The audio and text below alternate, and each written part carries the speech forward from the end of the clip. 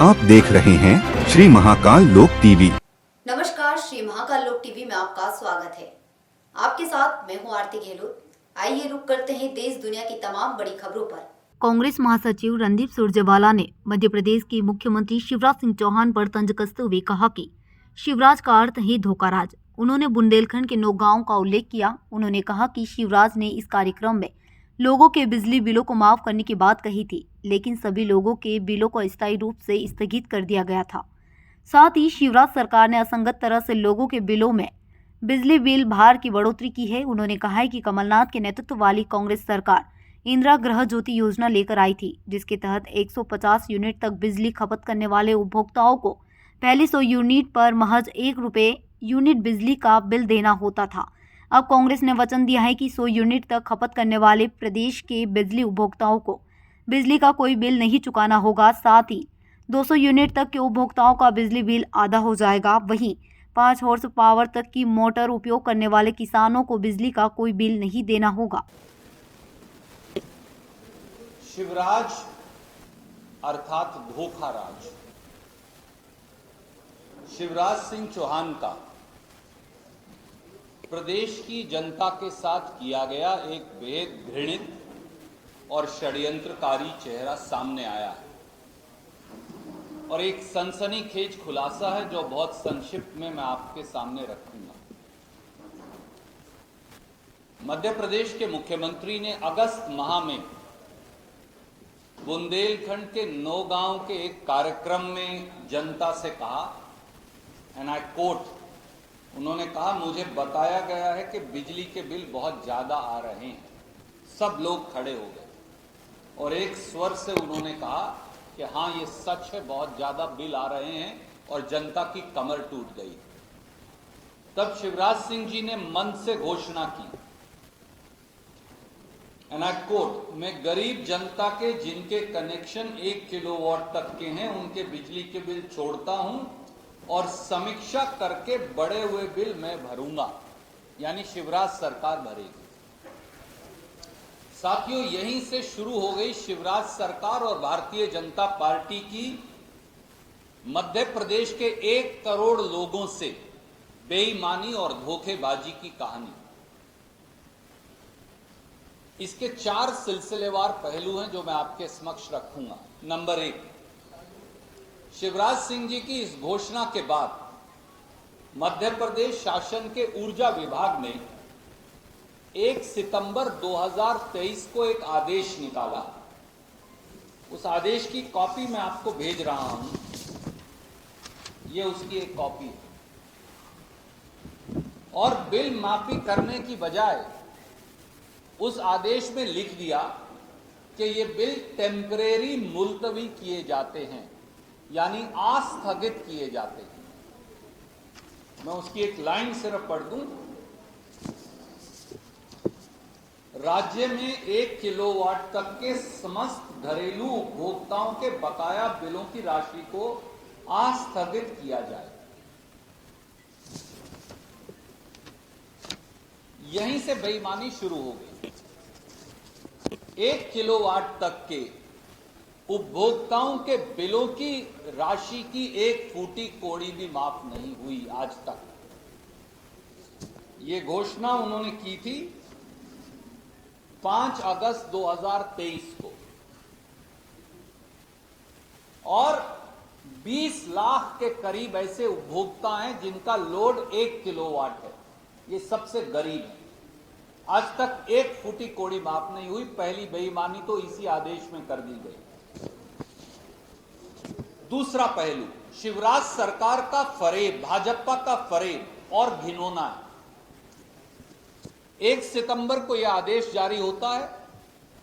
इसके ठीक पहले भारतीय जनता पार्टी की सरकार मध्य प्रदेश के उन 18 से 20 लाख परिवारों के साथ एक और घृणित षड्यंत्र करती, और आप चौंक जाएंगे ये सुनकर।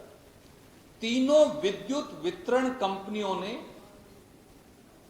इनमें से 90% से अधिक उपभोक्ताओं का लोड 1 किलोवाट से अपने आप 2 किलोवाट कर दिया। तो ना रहेगा बांस, ना बजेगी बांसुरी। ये इसलिए किया ताकि टेम्परेरी बिल का भी फायदा इन गरीब परिवारों को ना मिले, स्थगन का। और मेरे साथी हैं सौरभ जी, इनकी हमने ड्यूटी लगाई, मेरे बाएं हाथ को बैठे हैं। हमारे भाई हैं अभय दुबे जी। और मध्य प्रदेश कांग्रेस कमेटी ने फिर इसका 21 जिलों के 38 डिवीजन के डेटा का आंकलन किया, क्योंकि मैं इल्जाम लगाकर चला जाऊं उसके कोई मायने नहीं। तो इन कंपनियों में से हमने 21 जिलों के 38 डिवीजन्स के 3,85,953 उपभोक्ताओं के डाटा को एकत्रित किया, और जो सामने आया वो सब बहुत चौंकाने वाला है। उनमें से एक मैं आपको दिखाना चाहता हूं। ये एक साथी हैं खजुराहो से, इनका ये बिल है 22 मई 2023 का, लोड है 0.75 किलोवाट, यानी 1 किलोवाट से कम। और इसका अगला बिल है जो हमने निकाला 10 जुलाई, यानी कि घोषणा से ठीक पहले, लोड अपने आप बढ़ाकर कर दिया 2 किलोवाट। तो ना रहेगा बांस, धोखा। रेडियो गपिस्तान शिवराज सिंह चौहान यही करते आए हैं 18 साल से। सबके को अपना खुद का चेहरा बेनकाब कर दिया। इसके विपरीत कमलनाथ जी के नेतृत्व वाली कांग्रेस की सरकार इंदिरा गृह ज्योति योजना लेकर आई थी, और जब हमारी 15 महीने सरकार थी तो हम 150 यूनिट तक बिजली खपत करने वाले उपभोक्ताओं को 100 यूनिट पर 1 रुपया पर यूनिट का बिल देना पड़ता था। तो कुल जो इस प्रकार के 1 करोड़ 15 लाख बिजली उपभोक्ता थे, उसमें से 1 करोड़ 2,000 उपभोक्ता 150 यूनिट तक ही बिजली खपत करते थे। तो वो सब इस योजना के दायरे में आ गए, और 87 लाख उपभोक्ताओं का बिजली का बिल 100 रुपया से कम आने लगा। ये कांग्रेस ने किया था। और आज तो हम देख रहे थे, मैं आपको बॉदर नहीं करूंगा, उन डॉक्यूमेंट से इकट्ठा कर करके एक एक गरीब का बिल 5-5, 6-6, 7-7, 8-8, 10-10 हजार रुपया आ रहा है। अब कांग्रेस ने फिर वचन दिया, और प्रदेश के जो किसान हैं उनको 44 पैसे प्रति यूनिट तक 10 हॉर्स पावर की मोटर पर चुकाने होते थे, जो देश की सबसे सस्ती बिजली कांग्रेस ने दी थी। अब फिर हम कहते हैं कि 100 यूनिट तक 0 बिल आएगा, यानी लगभग 1 करोड़ लोगों का हमें अनुमान है कोई बिल नहीं आने वाला। मध्य प्रदेश में 1 करोड़ बिजली उपभोक्ताओं का कांग्रेस की। आप देख रहे हैं श्री महाकाल लोक टीवी। केंद्रीय राज्य मंत्री मीनाक्षी लेखी आज भोपाल में भाजपा के मीडिया सेंटर पहुंची। यहां उन्होंने पत्रकारों से चर्चा की। उन्होंने कांग्रेस के नेताओं पर आरोप लगाते हुए कहा कि कांग्रेस महासचिव प्रियंका गांधी कहती है लड़की हूं, लड़ सकती हूं, लेकिन वे किससे लड़ रही है? महिलाओं के साथ अभद्र व्यवहार करने वालों को कांग्रेस ने टिकट दिया। मुरली मोरवाल के बेटे पर महिला उत्पीड़न का मामला दर्ज है। सज्जन सिंह वर्मा तो महिलाओं को बच्चे पैदा करने वाली मशीन बताते हैं। वहीं उमंग सिंगार को महिला उत्पीड़न करते हुए पकड़ा गया। अब बताइए कि महिलाओं पर यदि ये बात करते हैं तो क्या उस पर देश की महिलाएं विश्वास करेगी? बहुत बहुत धन्यवाद मित्रों। आज की जो प्रेस वार्ता है उसमें मैं कुछ चीजें आपके सामने रखना चाहती हूँ, और मेरे मन में बार बार, मैं बिना नाम लिए कहूँ तो बार बार कुछ बिंदु सामने आते हैं, और खास तौर पे किस प्रकार के लोगों को प्रियंका जी जो कहती है कि मैं लड़की हूँ, लड़ सकती हूँ, मगर वो किससे लड़ रही है मुझे नहीं मालूम, क्योंकि लड़ाई में महिलाओं का पक्ष जो है वहां कहीं पर अनदेखा किया गया है, और उसमें मैं आपको कुछ उदाहरण देना चाहती हूँ। सबसे पहला उदाहरण तो यहाँ पर पूर्व में यहाँ के बड़े नेता जो महिलाओं को टंचमाल कहते हैं वो आज भी पार्टी में है, और कन्या पूजन की नौटंकी कुछ लोग करते हैं, उनको टिकट दी जाती है जो कि दुष्कर्म में लिप्त है।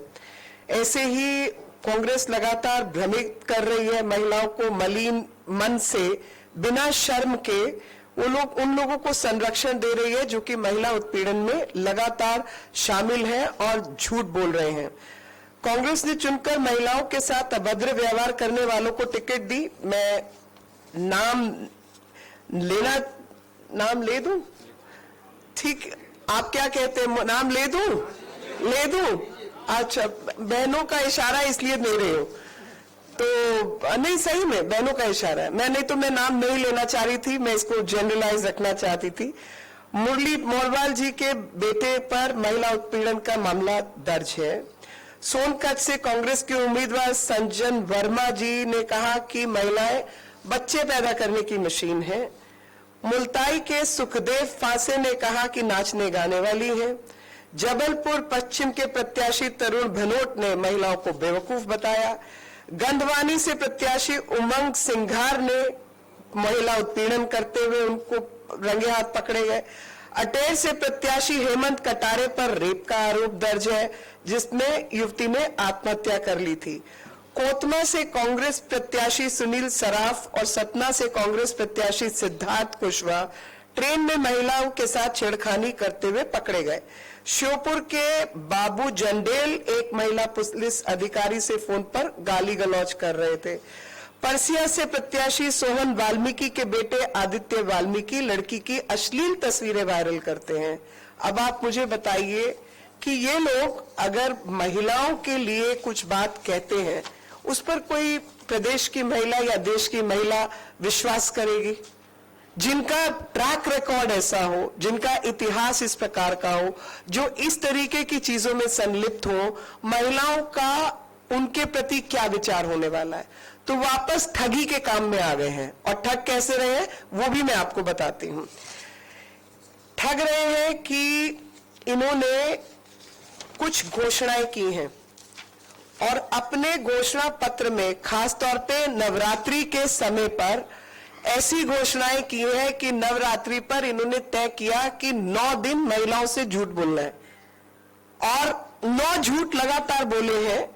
तो जो ये नवरात्रि के उपलक्ष्य में इन्होंने फिर एक नया घोटाला किया। मैं आपको एक एक घोटाले का डिटेलिंग देना चाहती हूं। पहला झूठ, विधवा प्रोत्साहन हेतु पुनः विवाह पर 1,51,000 रुपए देने का वायदा। भाई साहब, 2 लाख रुपया अभी राज्य की सरकार दे रही है, ये स्कीम लागू है। कांग्रेस महिलाओं को 500 रुपए देगी पर सिलेंडर पर। दूसरा झूठ, क्योंकि इनके टाइम पर तो सिलेंडर ही नहीं मिलते थे। सिलेंडर पर 500 रुपया तो बहुत दूर की बात है। मैं आपको उदाहरण के साथ बताती हूं, 450 रुपया अभी की सरकार दे रही है। और इन्होंने जो आज भी जो पैसा केंद्र सरकार पैसा लौटा रही है, वो इन्हीं का लिया हुआ कर्जा है गैस और ऑयल के ऊपर, जो आज तक हम लोग लौटा रहे हैं पेट्रोल बॉन्ड के नाम पर। और उस जमाने में मुझे याद है जब हम लोग छोटे थे, यहां 2014 के पहले भी यही स्थिति थी कि गैस का कनेक्शन लेने के लिए पूरे देश भर में जितना शहर थे, शहर के बाहर गैस का कनेक्शन नहीं था। 11 से 12 करोड़ मात्र गैस के कनेक्शन थे और वो 11 से 12 करोड़ कनेक्शन भी शहरों में थे। और एक गैस का कनेक्शन देने के लिए आपको किसी सांसद या मंत्री के हस्ताक्षर चाहिए थे, तब आपको गैस मिलती थी, तब आपको फोन मिलता था। ये हालत थी इस देश की। वो आज महिलाओं से वायदा कर रहे कि हम अब भाजपा आपको 450 दे रही है, हम 500 देंगे। अरे भैया, ट्रैक रिकॉर्ड तुम्हारा क्या है? तुमने आज तक महिलाओं को शौचालय नहीं दिए, फ्री में तुम क्या दोगे? जिन्होंने महिलाओं के आत्मसम्मान की रक्षा नहीं की, लगातार गलत शब्दों का इस्तेमाल किया, उत्पीड़न किए, वो आज धोखा देने के लिए इस तरीके की बात कर रहे हैं। तीसरा इन्होंने कहा कि प्रति माह महिलाओं को हम 1,500 रुपया देंगे। तो लाडली बहन योजना के तहत आज हाथ में महिलाओं को 1,250 रुपया मिलता है और समय के साथ आगे बढ़ाने की जो उसकी प्लानिंग है वो 3,000 रुपए तक की है। तो ये ऑलरेडी ऑनगोइंग स्कीम है। तो ये जो 100, 250 मतलब 25-50% का लालच देकर लोगों को गुमराह करने का, खासतौर पे महिलाओं को गुमराह करने का काम कर रहे हैं। आवासहीन ग्रामीण महिलाओं को आवास देंगे। अरे भैया, प्रधानमंत्री आवास योजना इस देश में चल रही है और उसमें 1,2016 या कुछ 2000 के ऊपर का आंकड़ा है जो आवास मिल चुके हैं। आगे आने वाले समय में इसमें ग्रामीण और शहरी दोनों प्रकार के मकान शामिल हैं। 1-1.5 लाख शहरी, 1-1.5 लाख ग्रामीण और 2-2.5 लाख ग्रामीण और 1-1.5 लाख शहरी जो है वो बनने हैं। आवासहीन महिलाओं को तो ऑलरेडी मकान मिल चुके हैं, जिसमें 52% ग्रामीण क्षेत्र में और 70% शहरों में ऑलरेडी दिए जा चुके हैं। और इसके अलावा मुख्यमंत्री आवास योजना और लाडली बहन योजना में भी आवास का भी निर्धारित किया गया है, पक्के मकानों का। 5वां झूठ, बच्चों को निःशुल्क शिक्षा देंगे। बच्चों को सरकार पहले ही निःशुल्क शिक्षा दे रही है और साथ में स्कूटी भी उत्साहवर्धन के लिए दे रही है। 6वां झूठ, सभी वर्ग की छात्राओं के लिए छात्रावास बनाएंगे। और नरेंद्र मोदी जी ने अगर कुछ ठान लिया तो वो करके दिखाते हैं और पिछले 9-9.5 वर्ष जो है वो उसी बात का उदाहरण है कि जो जो कहा उसको प्राप्त करने के लिए लगातार काम किया और उसी काम करने का नतीजा है कि महिलाओं के प्रति एक ऐसा व्यवहार प्रधानमंत्री जी का रहा। मैं आपको याद दोबारा दिलाना चाहती हूं कि जब वो मुख्यमंत्री थे तो महिला आरक्षण वो गुजरात में लेके आए थे और जब वो गुजरात में महिला आरक्षण लेके आए तो वो बिल केंद्र में बैठी हुई प्रतिभा पाटिल जी उस वक्त राष्ट्रपति थी, उन्होंने उस पर हस्ताक्षर नहीं किए। पारित होने के बावजूद उस बिल पर हस्ताक्षर नहीं किए, तो इसलिए वो एक्ट नहीं बन पाया। और जब वो एक्ट नहीं बन पाया, कहीं ना कहीं वो ये जानते थे कि महिलाओं को सामने लाना है, मगर कैसे लाना है। आज तक महिलाएं कोई पॉलिटिकल फोर्स यानी एक राजनीतिक शक्ति के रूप में उनकी पहचान नहीं थी, इसीलिए कोई पार्टी कुछ करती थी और वो बिल पारित नहीं होने देती थी। खाली कुछ महिलाओं को, किसी को परकटी कहना, किसी को कुछ और कहना, अभद्र वातावरण बनाना और वो बिल पारित नहीं करना। अब की बार प्रधानमंत्री जी ने जब लाल किले से आवाज लगाई और कहा कि बहनों के इज्जत का सवाल है तो इज्जत घर हम उनको बना के देंगे, तो शौचालय बने इस देश में। हैरानी की बात है कि 70 साल देश की आजादी के बाद, 100 करोड़ से ऊपर की आबादी होने के बाद शौचालय हमारे यहां पर इस्तेमाल नहीं होते थे और सड़क या रेल के ट्रैक या खेत वो जगहें इस्तेमाल होती थी। लेकिन आज शौचालय बनकर लोगों को मिले। वो बहनें जिनके पास कोई बैंक जाने की सुविधा ही नहीं थी, आज उनके बैंक के खाते खुले हैं। इसकी वजह से उज्ज्वला योजना के तहत उनको गैस सिलेंडर भी मिले और सब्सिडी भी सीधे उनके खाते में पहुंच रही है। आप सोचिए कि ये जब कहते कि हम 500 रुपए आपको देंगे गैस सब्सिडी के, इनसे पूछो कौन से तरीके से दोगे? जैसे पहले बंटते थे कि राजीव गांधी कहते थे कि 100 रुपया केंद्र से चलता है और 15 रुपए पहुंचते, 85 रुपए तो रास्ते में गायब ही हो जाते हैं। वही तरीके से आप बहनों को 500 रुपए देने की बात कर रहे हो। आपने बैंक के खाते तक नहीं दिए थे इस देश की महिलाओं को, उनको आत्मसम्मान क्या देंगे?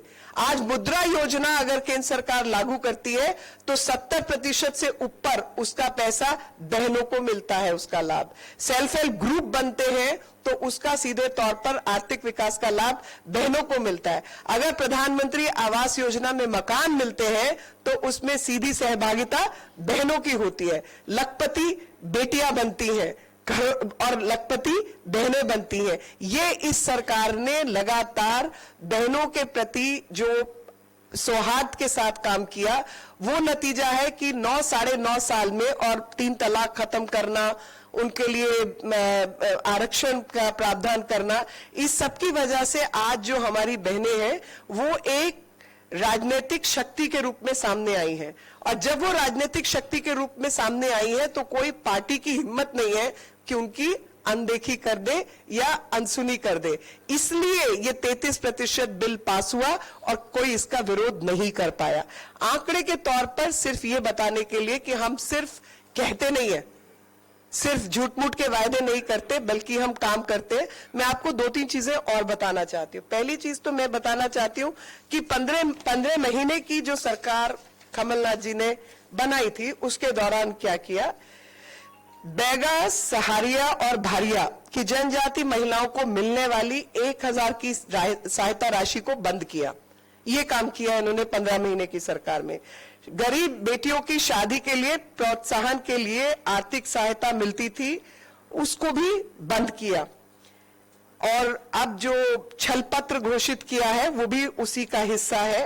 और 4,50,000 से अधिक स्व सहायता समूह में 53 लाख से अधिक महिलाओं को पहले ही जोड़ा जा चुका है ताकि आर्थिक विकास का वो हिस्सा बन पाए।